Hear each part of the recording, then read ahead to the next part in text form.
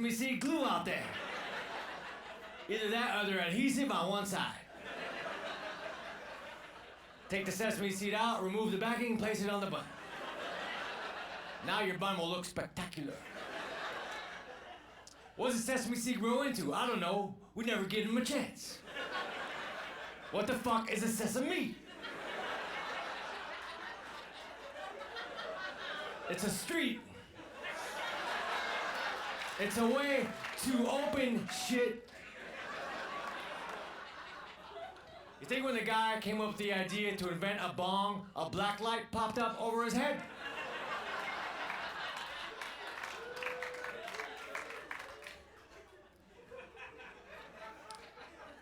I shouldn't do this joke because it's gonna ruin my cover, but I like the FedEx driver because he's a drug dealer and he don't even know it. And he's always on time. I remixed the remix, it was back to normal. I hate when I get off an elevator on the wrong floor. You ever do that? Then you gotta hop back on and face those people? I feel like I owe everybody in there an explanation. Like they're all going, hey, here's the big idiot getting back on. Doesn't know where the hell he is in life. And you step off for a second, then you hop back on. Oh. Thought that was the second floor.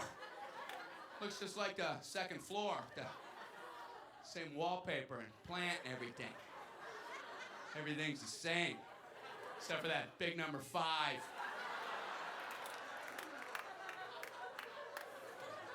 You look at it quick, it's like a 2. And I was looking at it quick, you know? Looking at it too quick, probably. What's that weird face people make to each other when they're waiting for an elevator and then other people walk up? Everybody looks at each other and does this with the face, the you're just throwing the eyebrows up there. Okay. There you go. It's like, I see ya, but I ain't got nothing to say to you. That's about all the greeting I can muster for you right now. Hey, welcome to the area. Hey, thanks for having me, man. Thanks for doing that with your eyebrows. I've never felt so welcome. It's weird what people can do with their face. Have you ever been talking to somebody who's smoking? They don't want to blow the smoke at you.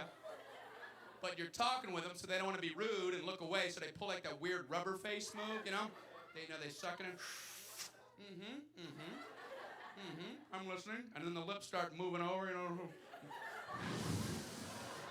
What are you, Popeye? What the hell was that? Smoke just came out of the back of your head. You're a volcano!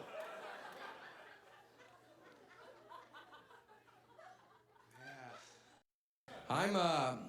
I fall for a lot of stuff. I really do. Like I worry about, catfish, like in Catfish. Do you know that?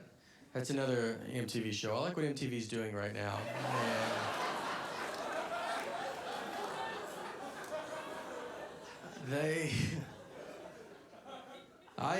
If you get tricked on the internet is what being catfished is. And the big famous story was Manti Te'o, the football player that believed in the fake girlfriend. And when I saw that, I was like, I get it. I would fall for that. I knew I would. I mean, I'm 35. I still do not sleep with socks on because my dad told me my feet can't breathe when I was a kid. I still believe that. So you bet I could talk to a fake woman for quite a while. A long time. I almost joined the Army when I was 18 just because they called. That was the only reason. I thought I got picked. I was like, oh, wow, this is an honor. Like, oh.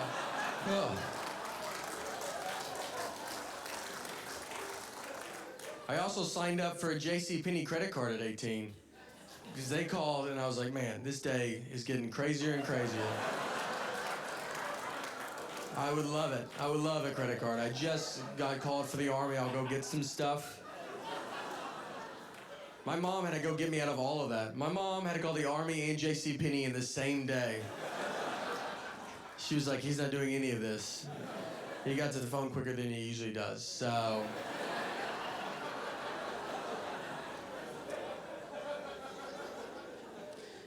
Just so you know, the JCPenney credit card was the tougher to get out of. If you want to know it all.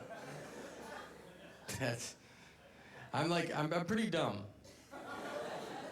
like, you know, I tell people I'm dumb. I'm like, hey, I'm dumb. But no one goes like, okay. They're just always like, I bet you're not dumb. And you're like, well, I'm trying to help you out here. We're about to have a conversation, so I'm just trying to give you a heads up. Here's a story. I can prove it. If I needed, like, I prove it. Like, everybody's like, no, yeah, you know. We don't need proof. Here's my proof. Is when I was 15, my first job was in Nashville. It was at Opryland Theme Park. We used to have an amusement park. And I was working, and I'm sitting eating lunch, and this couple sits down, and we start talking and stuff. I was like, I'm Nate. And the guy's like, I'm John. This is my wife, Jane. And their last name was Doe. So it was John and Jane Doe. And I was just like, that's the craziest thing. Like, what are the odds of that, you know? Like, that's so crazy. Couldn't believe it. Cut to earlier this year. I'm 35, I'm driving, and I'm thinking about John and Jane Doe. And, you know, I was like, I bet they were lying to me about that.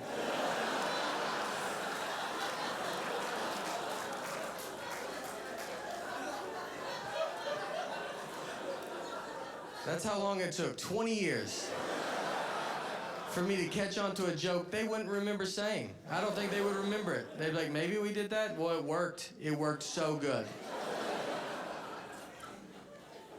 I tried to Google them, because I was like, maybe they're not lying, you know? I'll find them and go talk to them. But I'm sad to report they were murdered. Yeah, it's not good, you know?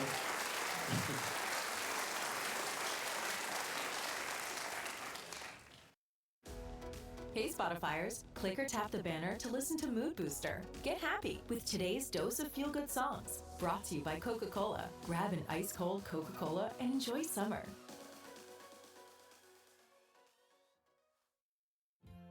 Military families, Verizon is offering a discount of $15 off your monthly internet bill with a fast, reliable Fios 1 or 2 gig plan, because Verizon is proud to serve those who serve. Visit your local Verizon store or call 1-833-VERIZON to learn more. Thanks for calling Discover. This is Nia. Hi, Nia. It's Jennifer. Did you know that Discover automatically doubles all the cash back you've earned at the end of your first year? Yeah, I work here. Okay. I was just double checking. Get it? Because Discover automatically doubles all the cash back you've earned at the end of your first year? Oh, you get me, Nia. You could say that I double get you. I guess we've taken it too far. You earn, we match. Discover Cashback Match. See terms at discover.com/creditcard. You love listening to your favorite artists, and we love listening to you. So let's talk. Click now to take part in our short survey, and you could win a month of gloriously uninterrupted music with Spotify Premium. That means you can enjoy all your favorite artists ad-free. Sound good? Then all you need to do is hit the banner now for your chance to win. My family's pretty great. We got a great. I won't watch my nephews. That's one thing I won't do. My sister asked me to babysit them. I love them, but I'm not gonna. I don't know what about you having a baby makes me qualified to care for a baby. You know what I mean? I didn't take a class or read a pamphlet. You got to train for 2 weeks to be a busboy at a Golden Corral. You just handed me your baby? You're a bad mom already. The only thing I know about them is don't shake them or feed them chocolate. And I think that second one's for dogs. I mean, probably is. I know you're not supposed to throw a baby into a ceiling. They don't tell you that. You find out because you accidentally threw a baby into a ceiling one time. That's what happened to me. I wasn't on purpose. I wasn't like, but I can hit that. And what happened was I was throwing him up in the air and I was catching him. You know, you throw babies up in the air and you catch them because they love it. And I just say babies because that's the only people I've witnessed enjoying it. I'm 27, $1.80. I'd probably like it myself. If we got some good air, heck yeah. So I'm throwing this baby up in the air and catching him, and he's loving it. It's the best day of his life. He's being thrown up in the air and caught. He's having a time of his life. And I walked from the kitchen to the hallway. I went from a 14-foot ceiling to a 7-foot ceiling. Yeah. But I threw him at a 14-foot rate of speed. So as soon as I let him go, I knew I had done something wrong. You know what I mean? It was like, what, you're back before your scheduled arrival? How did that happen? And if you've never heard what it sounds like when a baby hits a ceiling, you're a better person than I am. It's a dull noise. I can't get it out of my head. We probably hit a floor joist or a stud or something. I don't know what happened. I don't know what long-term effects. He's probably 2 inches shorter, can't see red, or taste pepperoni. Just something. No, what's this colorless disc? He started crying and I was upset. I was upset because I hurt him and I like him as a person. And I was like, listen, baby, that's on me. I'm sorry. And then I put him down and I walked away before any adult saw what happened. I'm like, I'm not going down for this, baby. I mean, we can't take it back. It's happened. And it's up to you to live with it. Grow from this. You know what I mean? I wouldn't have said what happened if he had actually stuck in the ceiling, just dangling there with his baby head jammed in between sheetrock and insulation. I'd have been like, he can jump. He can jump. He's like a baby Jordan. Not Harold Miner, but like a baby version of a Michael Jordan. We need heavier baby shoes is what we need. Ladies and gentlemen, John Panette!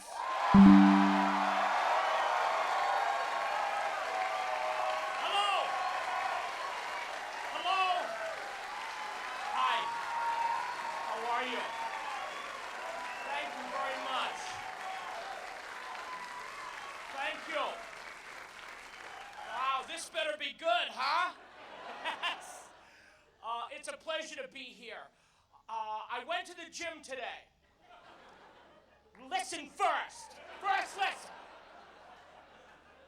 Since February, I've been going to the gym 5 or 6 days a week. I don't like it. I go because I want to be healthier. I have such a long road ahead of me. I lost 100 pounds, and people say to me, wow, we can really see it in your You have to be an assassin.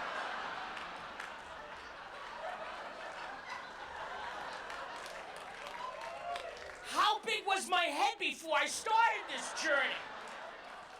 Apparently I was the Kool-Aid man and nobody ever said anything to me. Oh yeah, Kool-Aid's here. That's John. His head's the size of a manhole cover. We don't talk about it though. Shh. And it's not like I'm getting back in shape.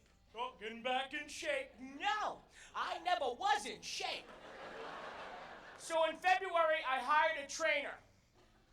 I've had many since then. Some quit, some turned to drugs and alcohol. One trainer quit the business and opened up a candy store. Seriously, he makes the best maple walnut fudge I've ever tasted. So I'm not just big, I'm a carrier. People get big around me.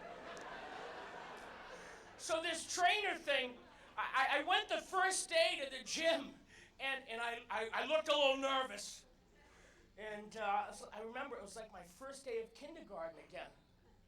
I even had the same lunchbox.